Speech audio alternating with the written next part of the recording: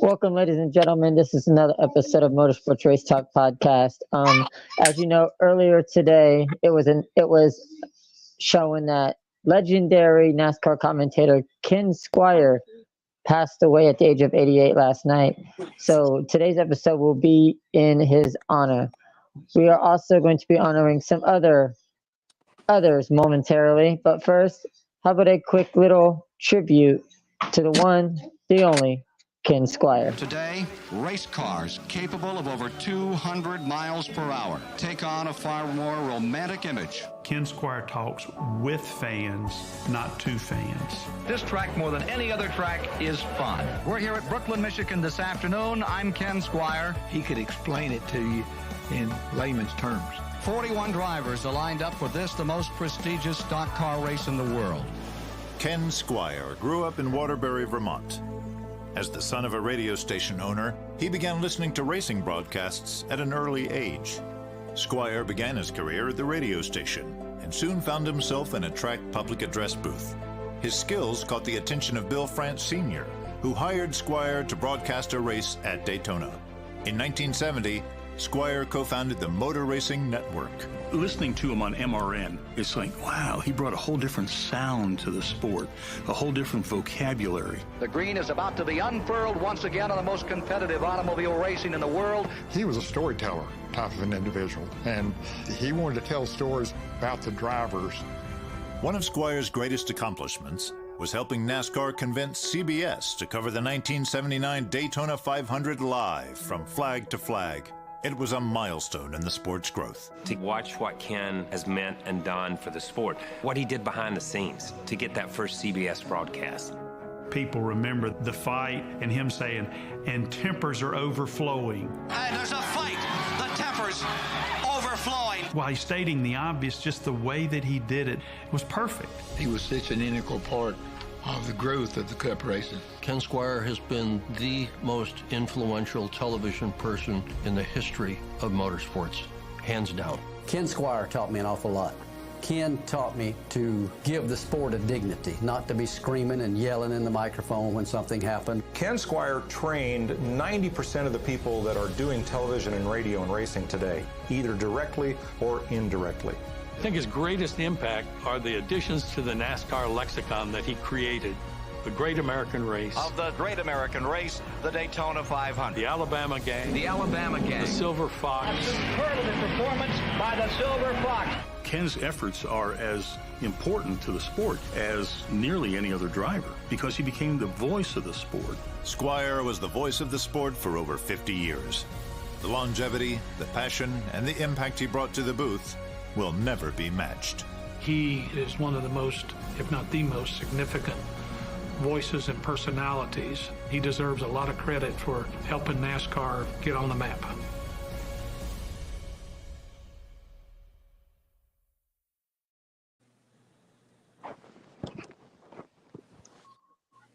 You know, it was such a heartbreaking loss for the NASCAR community. Kevin, do you remember growing up watching Ken Squier call races and stuff? Because I remember him calling like few races back when I was growing up, and I would even watch some old footage and old races featuring Ken Squier and Ava. I'm not sure if you have not either, but Kevin, do you have any great memories of Ken Squier? Ken Squier, he I think one of the best races he ever called was when Earnhardt finally won the Daytona 500.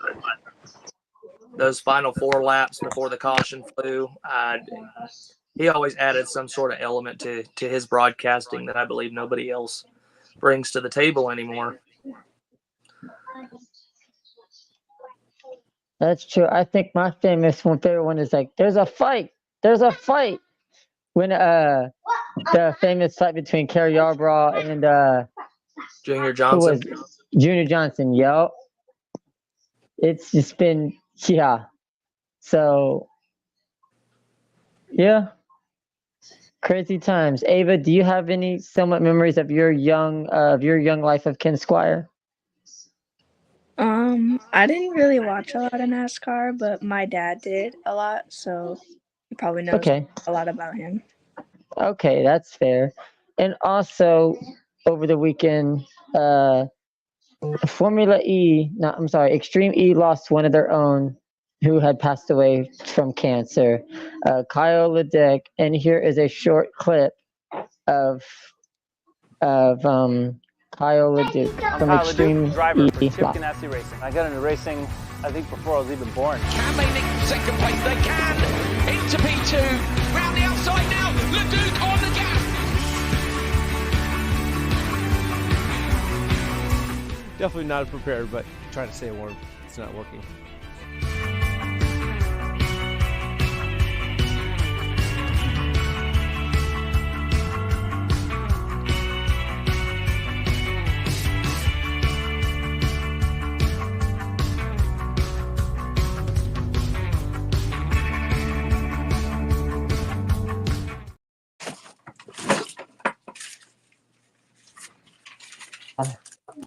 Yeah, I sort of watched Extreme E every once in a while when I would have a chance to and stuff.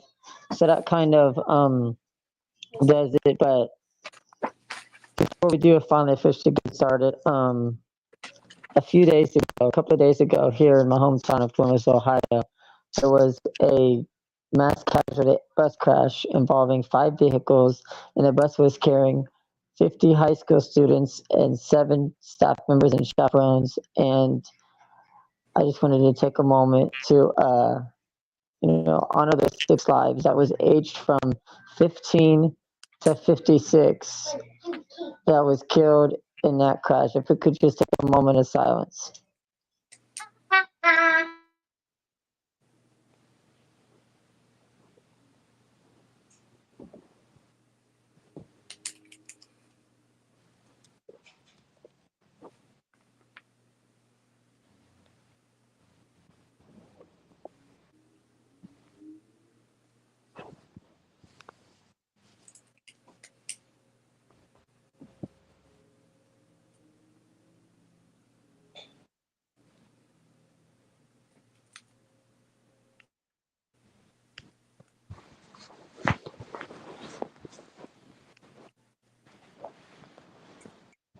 Jordan, I don't think you're connected.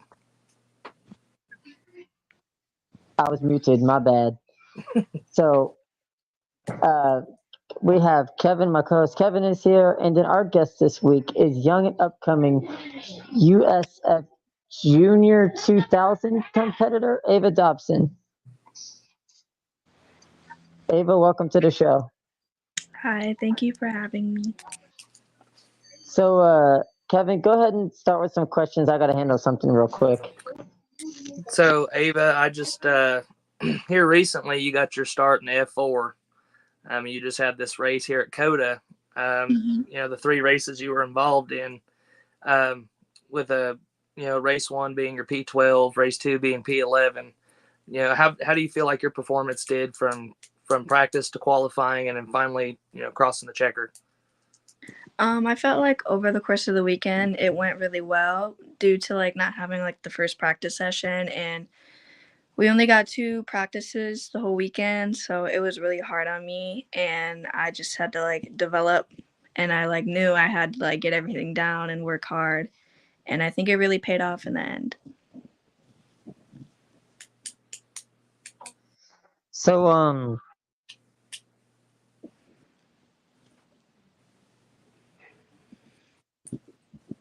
froze a little bit there, Jordan.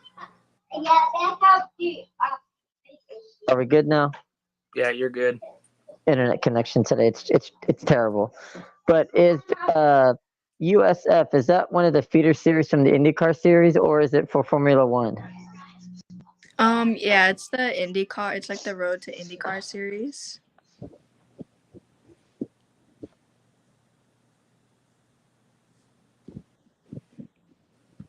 So until Jordan gets his stuff figured out. So what are your plans for next racing season? As far as that, do you plan on going back to running races for F4? No, we're actually going to move up to the junior series. That's kind of like a team decision. Our team just decided to stick to USF and to do another kind of development series again, and then maybe the year after that we'll do 2000. Okay. So as professionally, I mean, from a standpoint, what kind of racing level are you looking to get to? Are you wanting to race Formula One, or are you wanting to race with Joseph Newgarden and those guys up in the Indy Series? Yeah, definitely. I want to do IndyCar and then do Formula One, and I kind of looked at it from like a realistic perspective, and I was like, it's really hard for a woman to like get to that place, just like physically and stuff. So I just thought IndyCar is the next best thing. Okay. Okay. Let's see. Ooh, I finally got it together. Let's see. Okay. So, I don't know if it's been answered or not because I had to step away for a minute. But does your future hopefully racing the Indianapolis 500? Wait, repeat the question. Is your end goal here to race the Indianapolis 500? Yeah, I mean it's a really big deal for like the IndyCar series, so that is definitely one of my bigger goals, and I think that would be really awesome. Yeah, I've been to two Indianapolis 500 races. I went to 2015 when Juan Pablo went from 31st to 1st, and then I went to 2017 where sent Takuma Sato past Helio Castroneves with 3 laps to go. That race, my voice was completely gone before the check because of how hard I was cheering on Helio to get that 4th win.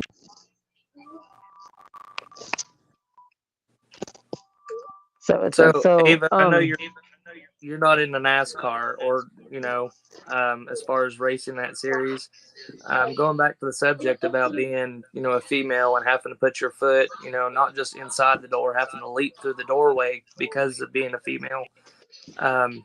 Does it give you any extra satisfaction or any extra to see the likes of Julie Deegan and Natalie Decker and those guys? They're starting to get big deals and bring themselves into the world of motorsports.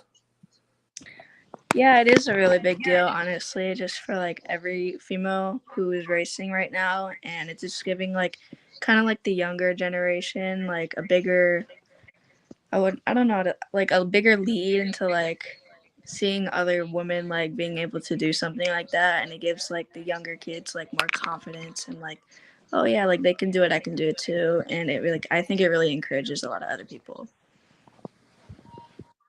Okay, that is a phenomenal answer.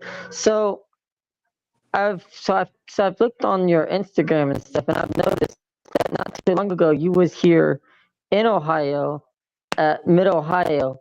What do you think of the Mid Ohio course? Well, at first when I raced F4, I didn't really like it because I wasn't like the greatest, but like I went back for a series testing in the junior car, and I just really realized how much I really do like that track, and I think it's really fun. So the next time you come back to Mid Ohio, the track is completely repaved. They put brand new asphalt down. They repaved it. It was long overdue. I was at Mid Ohio back in July for the Arkansas Series. I didn't get to see much of the track because I was in the garage in the pit area, but it seems like a very nice course to race, run on and stuff. So hopefully the juniors are on the schedule for Mid Ohio this year, and I can hopefully get a chance to go and be in the pit area with that Mid Ohio. Yeah, we do race there in the next this season. I think in I'd have to check the schedule, but we're definitely racing there for sure sometime in the summer. Okay.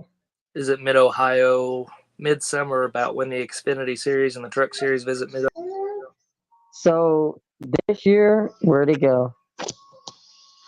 Okay, so Kevin, this year NASCAR will not be racing at Mid Ohio. Only the ARCA Menard Series is this year.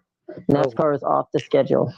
I don't think the truck race had a good truck race didn't sell well last year and didn't really have good views locally here because of the rain. So NASCAR chose not to come back to Mid-Ohio this year, but ARCA is.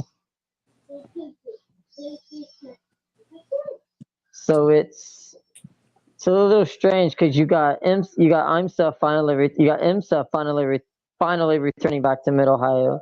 You got the Honda Indy 200, which is a normal here, and then you got ARCA, and then you got the Superbikes are here. So Mid-Ohio is pretty busy all throughout the year, but NASCAR was their biggest draw the last several years with Xfinity and the Truck Series.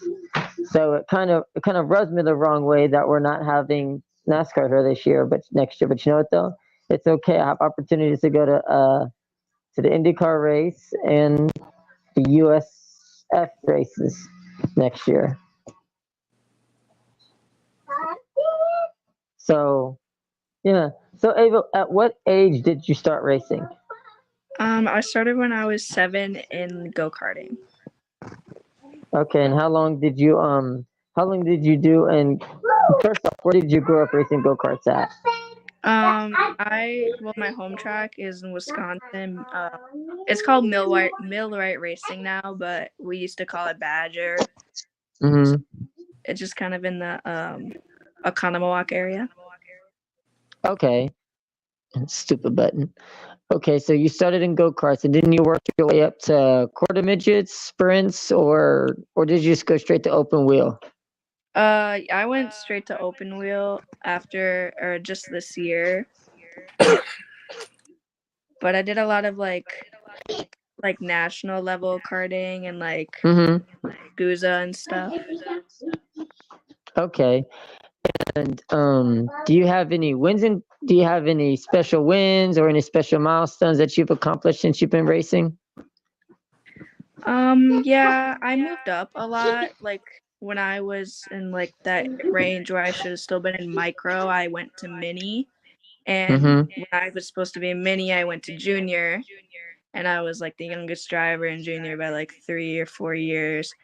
And honestly, I didn't win a lot because that wasn't really my goal. My goal was to really just learn how to race with other people and race in that mid pack and where everything happens. And that's kind of how my dad saw it. And I'm really thankful for that because now when I'm racing open wheel, I know how to race other drivers. And I think that by itself is a big accomplishment because I feel a lot of people come from karting and they don't really know how to apply that to bigger cars. Okay, that makes perfect sense. So, is there a special race number that you use, or do you just use what they give you? In karting, my number was 76, but now my F4 number was 21, and now it's number 5 because we have to change it every year, I guess, because it's kind of a rule thing. I don't really know why. Okay.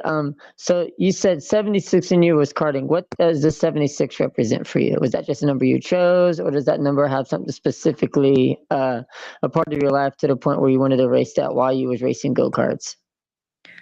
I don't really know why I chose that. I kind of would get sick of a number and be like, oh, I'm kind of bored of it, and then I just wanted a new one, and then it kind of just stuck with me for a really long time. Okay. That's fair. And you said you drove 21 in F4. Let's see, 21. That is a great number in NASCAR world. Wood Brothers, great number. And currently, you race number. You're currently going to be racing. They must have lost connection.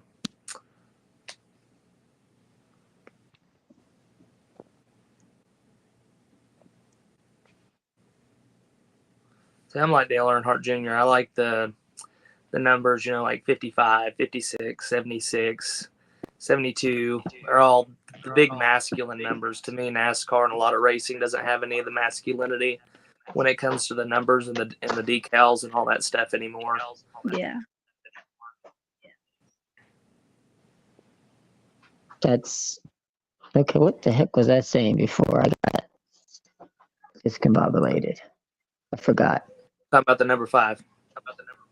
That's it. That would be Kyle Larson. No, that's not what I had moved on from that. Oh, so what's the difference between the F4 car and the current juniors car? What's the difference between the two of them, aerodynamic wise or structure wise? I think a lot of it personally is like the handling and the brakes, because in the F4 car, since it was like the older versions of those cars, the brakes were pretty long and it was easy to like overheat the brakes. And it happened a lot during my F4 season. And it was just like a normal thing that like happened. But like in the junior car and like the 2000 car, like the brake is like really short and it's like really hard, and you got to have like a lot of more like strength to hit the pedal, and like it handles way differently. Okay. So, the halo. Do you like the halo technique that they have on these cars in the cockpit area?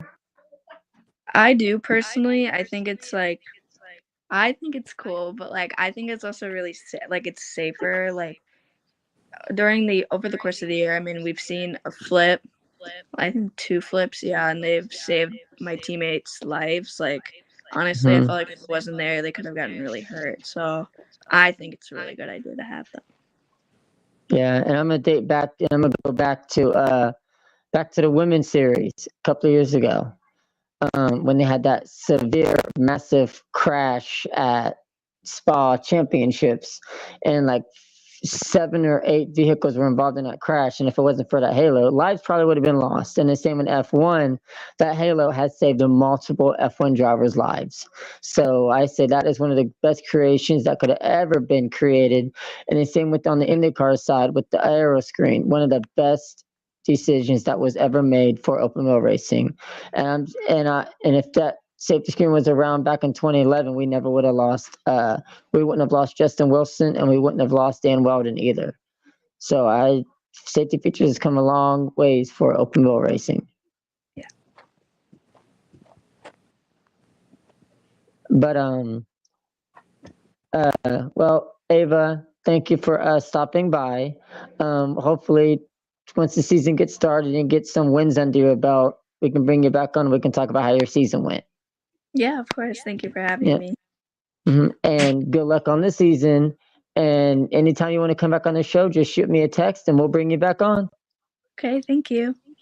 Have a good night. You too. All right. Big racing weekend coming up. Not really anymore. Nothing's pretty much everything's done. Thoughts on the Las Vegas Grand Prix that's upcoming? I'm not particularly sure, to be honest. I'm not seeing the layout of the track. I've been looking about everything else that they've been doing. The big reveal that Red Bull did the other night with the suspended car and all that stuff.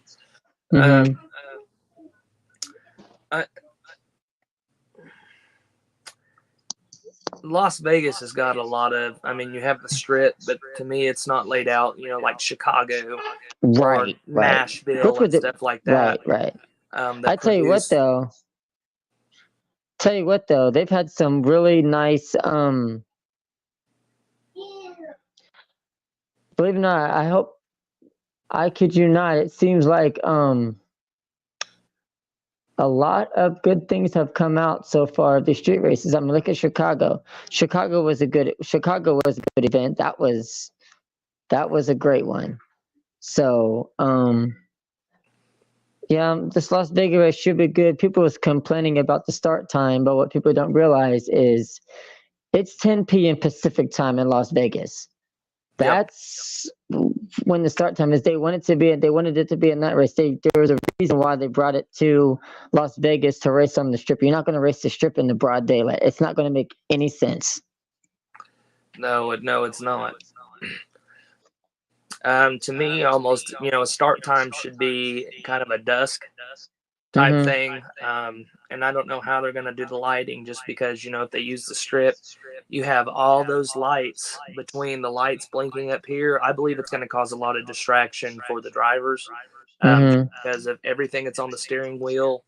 And depending on how they do lighting and all that stuff on the strip, you know, like I said, you'll have dark spots, you'll have blinding spots. It's just an iffy thing for me. If they would have went to Las Vegas and said, hey, we're going to run Las Vegas Motor Speedway.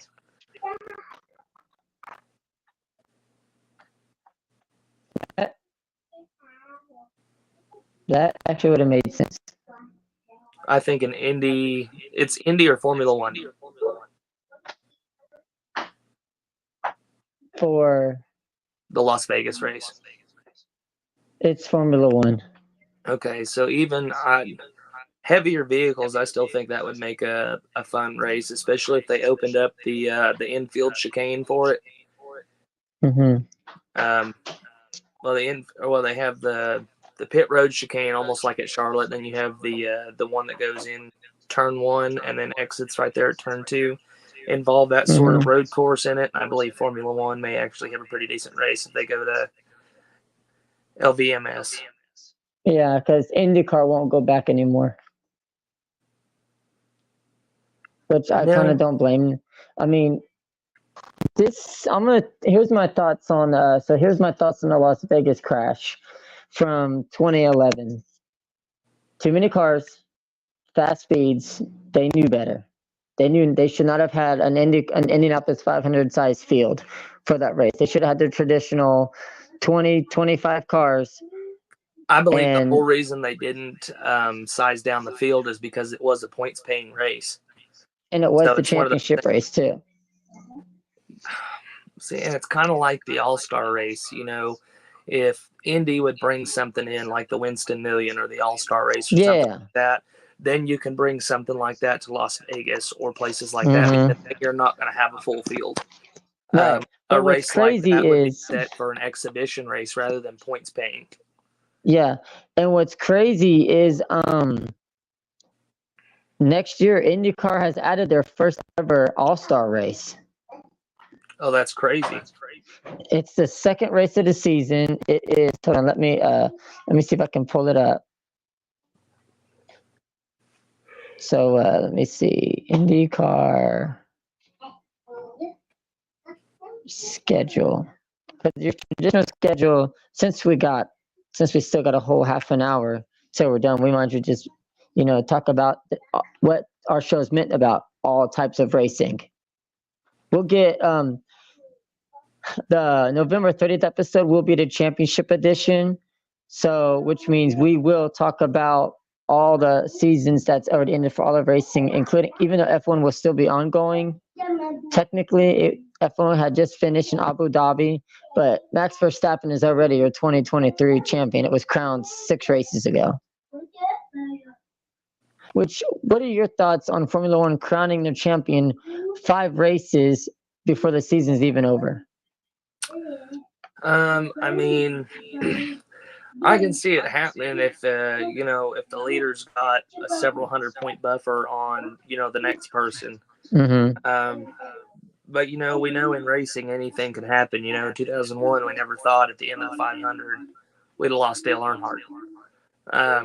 But it's the same thing. Anything can happen. A blown tire, a wreck. And with those points difference, Formula One and IndyCar, it's harder to gain points than it is in a stock car, just because of the rules set up. So, I believe they need to wait till the very last weekend and make it kind of like what NASCAR does, a championship weekend, and narrow it down to whoever has, like NASCAR used to do, whoever's at the top of the list. But don't crown your champion until the last flag of the season is fallen. Yeah, because exactly, and that's what I'm saying. So as I'm looking on here, the 2024 IndyCar schedule, there's some slight changes to it this year. So let's go ahead and talk about it. Normally Laguna Seca is their season finale. That's actually running in the summer this year on June 23rd. The Streets of Nashville is actually the season finale next year on September 15th. For IndyCar. For IndyCar, yes. So The schedule is, so here's the schedule, and there are some changes to the schedule. March 10th is the season finale, season opening race at St. Petersburg, the normal opener. And then March 24th is the Terminal Club $1 million challenge, the first ever non-points race for the IndyCar series next year. And it is on the street course. So it is a road course instead of a street course, but I think that is a great addition to IndyCar. It's finally adding a race that's a non-points event to your lineup. I think that's a great decision. And then after that, they have the Streets of Long Beach, Barber Motorsports. See, you notice a change here. Normally, Barber Motorsports Park is the season opening of the IndyCar series. Yeah. IndyCar season every year. So this year it's the third points race, but fourth race of the season. St. Petersburg is the first race of the season. And then you got, of course, May, you got Indianapolis road course, and you got the Indy 500. Then you got the Streets of Detroit. Last on June 2nd, last year's Streets of Detroit race, that track looked god awful stupid. It's like they were better off staying on Belle Isle at this point. I agree. It's like they're like, oh, let's put the cars back in the streets of Detroit. But what they don't realize is that Detroit has extended its buildings over the years. You got Ford Field, Comerica Park. You've got all types of things let up over the years. So how is that going to? Is that going to affect your layout?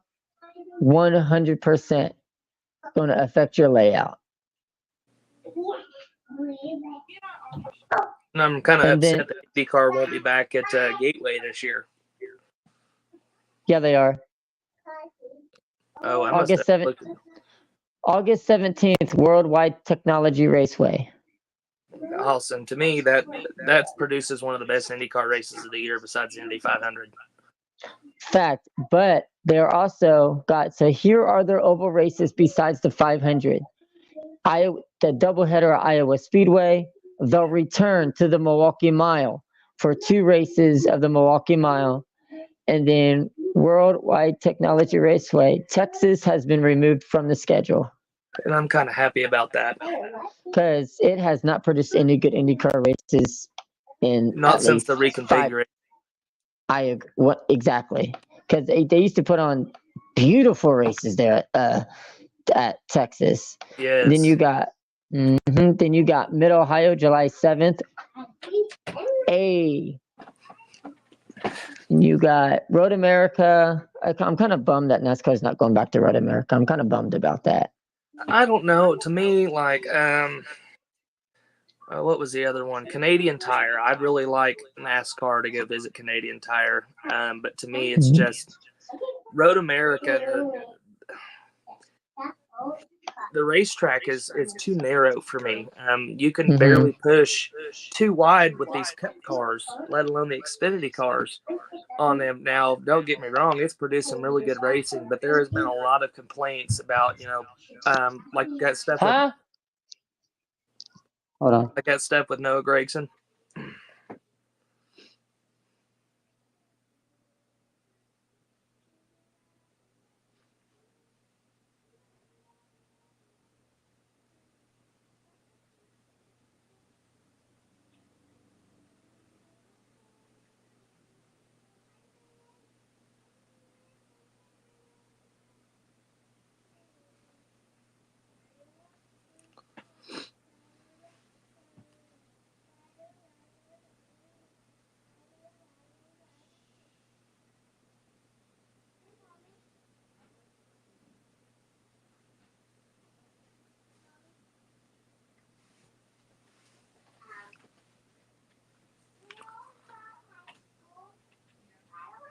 All right, everybody. Well, he might be back. My bad, bro. I thought I heard someone knocking on the door. Oh, you're okay. No, but the being pushed off the racetrack. The incident we had at Road America a couple about 2 seasons ago with Noah Gregson and half the field. Tempers flaring, things like that. And with these Cup guys, with all these newbies, like Carson Hocevar and John Hunter Nemechek, all these guys, the way that they like to drive, these veterans in the Cup Series won't put up with that. That's true. So that is true. Road America, to me, unless they widened out the racetrack, and don't get me wrong, some of these corners, especially that heavy braking corner right that leads to the backstretch, that's plenty enough. It's good passing room, but all the way through, not being able to push the cars too wide, especially in the corners, it pretty much just gives, especially with these new next-gen cars, track position is going to be key, but it's really hard to do that on a road course unless there's a caution. So Road America for these new cars, I just don't agree with it. I believe Canadian Tire would honestly be a better road course for them to visit, but we already have too many road courses on the schedule as it is. That's true. So I'm pulling up Ava's schedule for the USF Juniors next year. All right. And their first 3 rounds 1, 2, and 3 is at New Orleans, Louisiana Motorsports Park North. So that's the 13 course. Rounds 4 and 5 is Barber Motorsports Park. Then they have a series test at Mid-Ohio, May 15th to the 16th. Rounds 6, 7, and 8 is Virginia International Raceway. I would love for NASCAR to go to that track. I would say it'd be interesting, at least at the lower series. I'm not sure how and we can't be positive anymore about the, what kind of race these new Cup cars produce, because to me, I'm liking, the new safety, how these cars can take a beating, but oh yeah, you can't beat and bang when the components underneath won't withstand with the body wheel. These bent toe links, it's driving me insane because, somebody can hit somebody in the rear, as hard as they can and spin them out. There's no damage, but man, by God, for some reason you barely brush the wall and you've got a bent toe link and your day's done. Yeah. So, I mean, maybe the trucks are maybe the trucks are Xfinity, yeah, but not the Gigantor Cup cars. And then rounds 9 and 10, July 4th through the 7th is Ohio. Ooh, that might be nice. Which means that they would race. Which means that they would race rounds 9 and 10 on that Saturday and Sunday that weekend.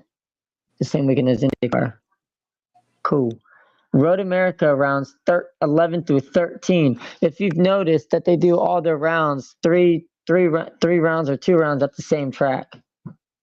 It's kind of smart, to be honest. Well, and then it saves a bunch on money as far as, having to load them cars up and everybody and go here and then turn around and come back here. Yep. And then their final 3 rounds 14, 15, and 16, they will close out the 2024 regular season at Portland International Raceway.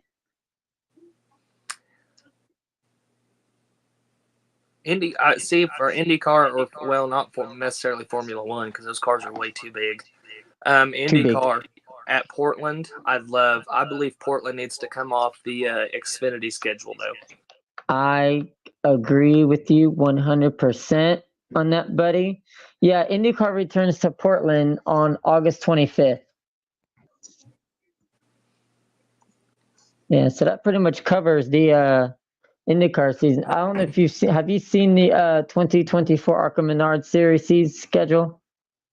I haven't seen. I think the only thing I saw was the Cup schedule. I haven't really seen anything for any other series yet. All right. Well, then it's a good thing we're doing this with the time we got left. So, unfortunately, Pocono is off the 2024 ARCA Menard Series schedule.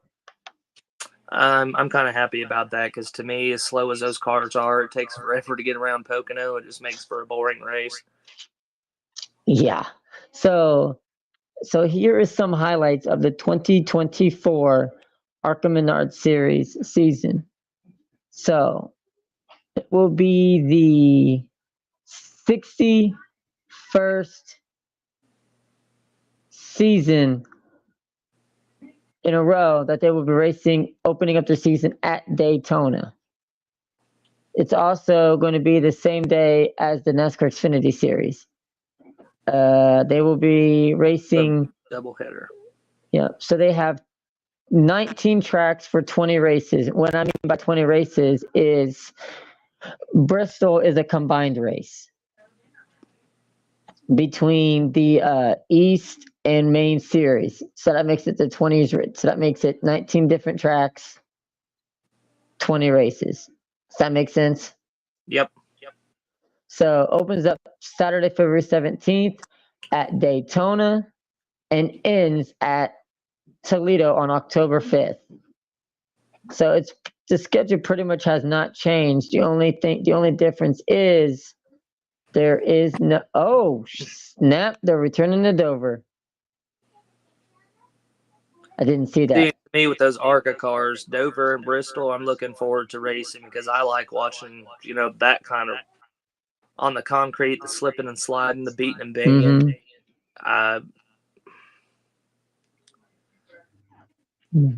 Now, when I went to was it Talladega? Not last year before last. We were there for the whole weekend. And I believe that, some things for these ARCA cars, especially on super speedways, need to be NASCAR really needs to look at these safety things because I don't believe these ARCA cars come with the Newman bars. No. And to me, that's just asking for somebody to get hurt. And I can tell you how I know that. I was with Alex Club Racing last year at Mid Ohio, and I seen the inside of the car. That all over your Facebook. I was so jealous. There was literally no Newman bar whatsoever inside that car. And with the wreck that we seen, I can't remember the guy's name. You said you were the wreck jealous? we saw at Talladega from ARCA. They had to cut the entire roof off to get him out. Yep. So, and to me, being upside down, just taking even one roll. But, I mean, we saw with Ryan Newman what one roll can do to a roof on a Cup car. I got my Bible. Yeah. So, upon looking at the schedule, I just realized why they said 19 different tracks, 20 races. They raced Kansas twice. Once May and September. In the season, I think another one at the end. Yep, May and September. I wish IndyCar would go back to Watkins Glen. Give me just a second.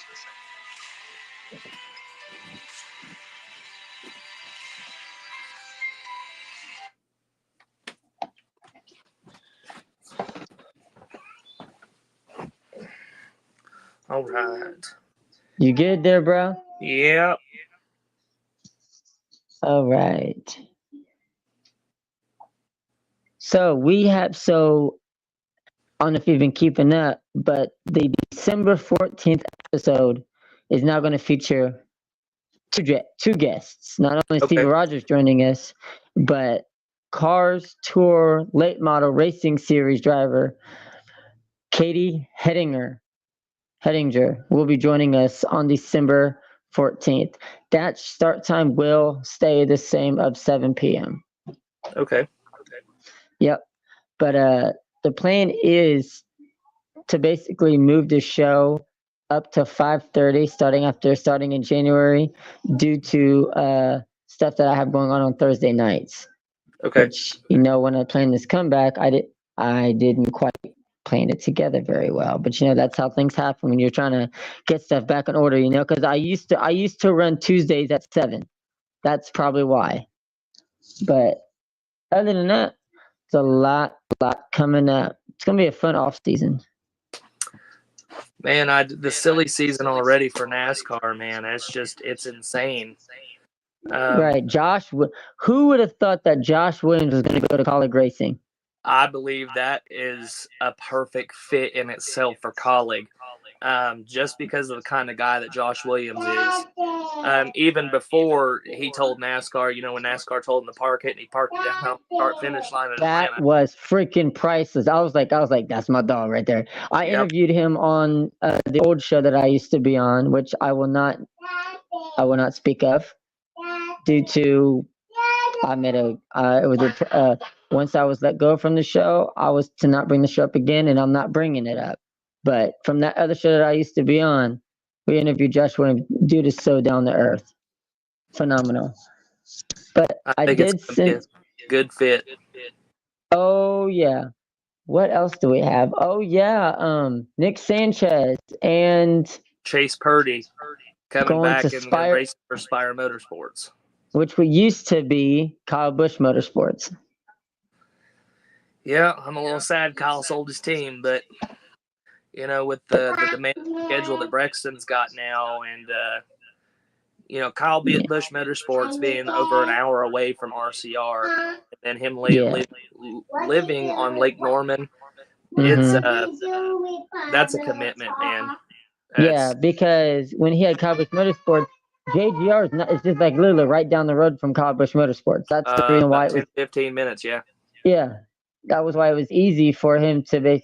And then you got RCR in Welcome, North Carolina. That's not even close to Mooresville. About an hour and 10 minutes.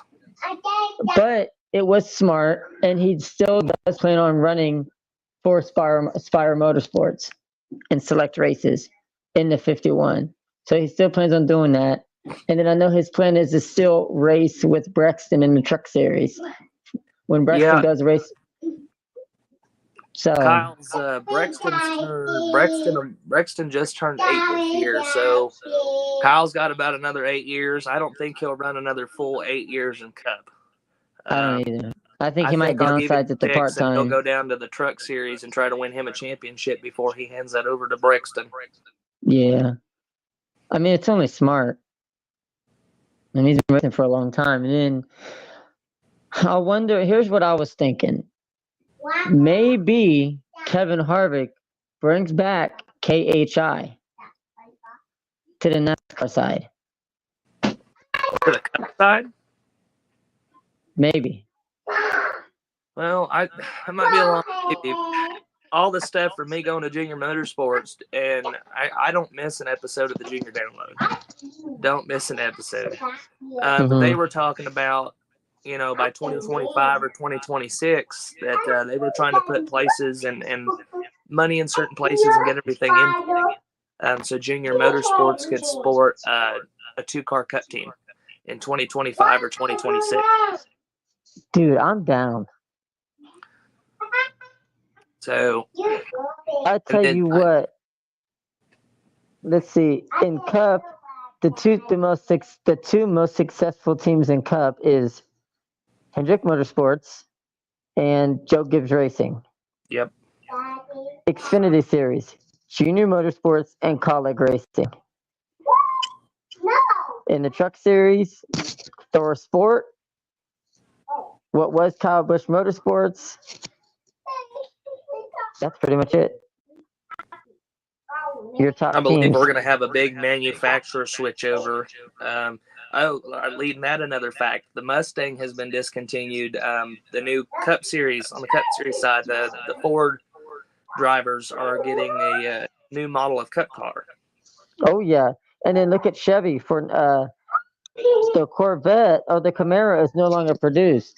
2024 is the last year for the Chevy Camaro. So the question is, does the Cup Series move away from Chevy in 2025, or do they bring in the Chevy Corvette? Well, I don't see them bringing the Corvette just because there's not a lot of pushing you can do, especially at the super speedways. Just because of the way that the nose is designed. To me, they just released a new Chevelle. And to me, that would be more, because it has the roundness and whatnot of a Mustang. So to me, that would be the more sensible thing for Chevrolet to do. But I don't see Chevrolet leaving NASCAR. And if Chevrolet does leave, I don't see Hendrick staying in the sport very much longer. Well, that's all up to Jeff Gordon, because once Rick retires, that's his team. You'll have another JGR team, Jeff Gordon Racing. Yep, that's funny. That's And then funny. look at the series mix-up, the schedule for next year, man. Look, we have a Cup Series race at Iowa. That is something I've been waiting for years, and I'm like, it's about time. I believe that's going to produce there as many grooves as you can end up with 4 or 5 lanes at Iowa. The racing is going to be spectacular, especially these. I believe this track was made for these new next gen. They were going to have a Cup. Yeah. And if you notice in all these NASCAR games, you had a Cup race for Iowa on the game, but not in real life. You had a dirt track for Bristol on the game, but not in real life. These NASCAR games is bringing something to light. And I believe, like, a lot of these NASCAR games now, since 704 Games has released it, we got that new NASCAR game here recently. I haven't played it yet, but I heard it sucks. It's terrible. Don't do it. If you get anything, get it. Get the NASCAR game for the Switch, because it's actually halfway decent. I'd rather go back and play NASCAR Thunder or NASCAR Chase for the Cup. Oh my Lord, those are the good days. I have a Nintendo GameCube. I can get them on GameCube. Oh my Lord. And then the Brickyard 400, man, we're back on the oval at Indy. I know. And you know whose idea that was? Roger Penske. Smart man. But he owns the track. Oh, it's I his know. track. He bought it for several $1 million. And he owns IndyCar. He owns IMS. He has his own race team. That man is considered the captain for a reason. So what do you think about the mix-up for the playoffs next year? Darlington is out of the playoffs. It's the last regular season point race of the year, and we kick off a season race with the super speedway race at Atlanta Motor Speedway. I kind of like the regular season finale at Daytona. I believe Daytona should have went back to being a July 4th race. It's always been. Let's take a look at the 2024. Let's take a look at the 2024 NASCAR Cup Series schedule. I mean, the first round, man, it's just it's like Vegas. It's just a roll of the dice. You have Atlanta, then you have Watkins Glen, and then Bristol Motor Speedway for the cutoff race, the elimination race of round 16. Yeah. So, I mean, that race in Atlanta can be anybody's race because anything can happen. Yeah, but what do you think of this, though? Where is it?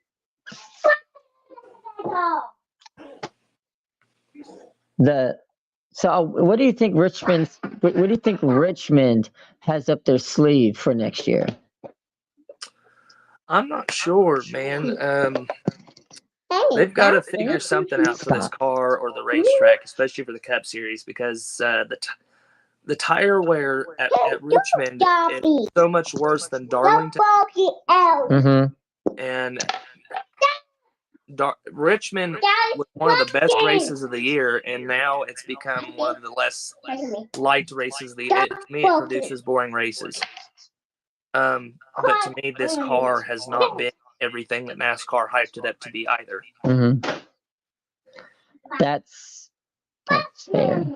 I believe they should have took the Gen 6 car, this last car, kept it the way they needed it to, use the material on the Gen 6 car that they did with this one, use the same aero packages as this car, and then left all the components the same, just the whole frame and underneath of the Gen 6, and put the body of this next gen car on top of it with the same aero packages, and I believe we would have racing, and NASCAR would be growing by the hundreds of thousands every weekend as a sport.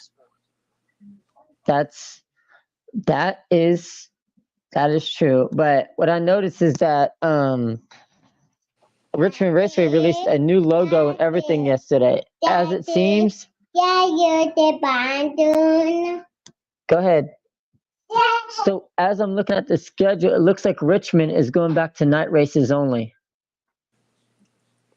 The way it used to be.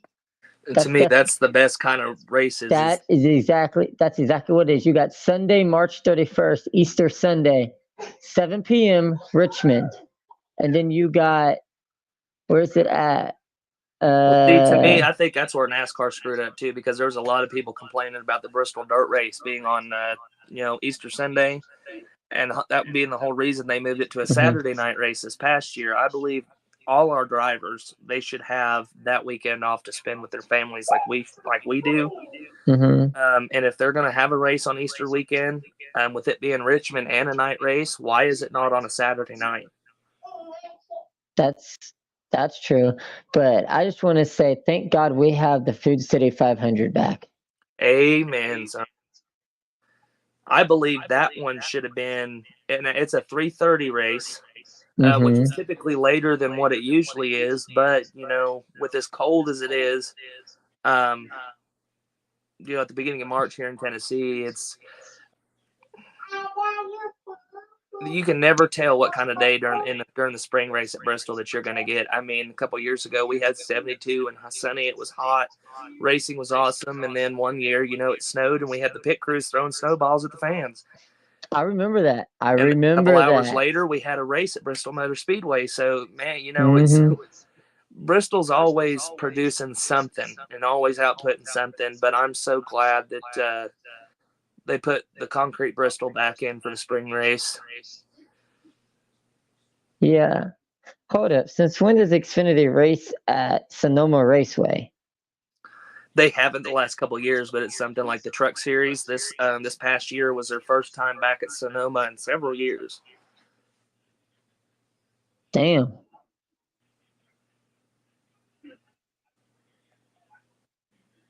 Okay. North Wilkesboro is only an hour and a half for me, so I will be attending the All-Star race this year. This past year's All-Star race was just hot garbage. Yep. I actually drove past North Wilkesboro last Monday because I actually drove all the way to Raleigh to go buy a car. Nice. But we drove right past it and the whole track, and I've seen updates. You're able to see the whole front and everything. They've got the track almost completely repaved. Oh, nice. So, so our next show is in 2 weeks. Thank you guys. This has been Motorsports Race Talk, and we will see you guys next time. Have a good night, everybody. Good night.